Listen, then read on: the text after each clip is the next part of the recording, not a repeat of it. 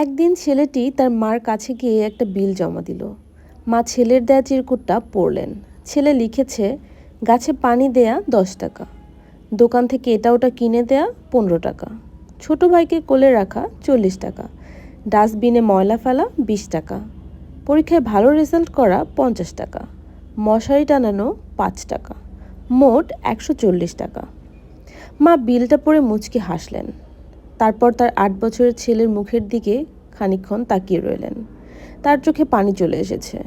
তিনি এক টুকরো কাগজ নিয়ে লিখতে লাগলেন, তোমাকে 10 মাস পেটে ধারণ বিনা পয়সায়, তোমাকে দুধ পান করানো বিনা পয়সায়, তোমার জন্য রাতের পর রাত জেগে থাকা বিনা পয়সায়, তোমার অসুখ বিসুখে তোমার জন্য দোয়া করা, সেবা করা, ডাক্তারের কাছে নিয়ে যাওয়া, তোমার জন্য চোখের পানি ফেলা বিনা পয়সায়, তোমাকে গোসল করানো বিনা পয়সায়, তোমাকে গল্প গান ছড়া শোনানো বিনা পয়সায়, তোমার জন্য খেলনা কাপড় চোপড় কেনা বিনা পয়সায়, তোমার কাঁথা ধোয়া শুকানো বদলে দেয়া বিনা পয়সায়, তোমাকে লেখাপড়া শেখানো বিনা পয়সায়, এবং তোমাকে আমার নিজের থেকেও বেশি ভালোবাসা সম্পূর্ণ বিনা পয়সায়। তারপর সন্তান তার মার হাত থেকে বিলটা নিয়ে নিচে ছোট্ট করে লিখে দিল, এ বিল জীবন দিয়েও পরিশোধ করা সম্ভব নয়।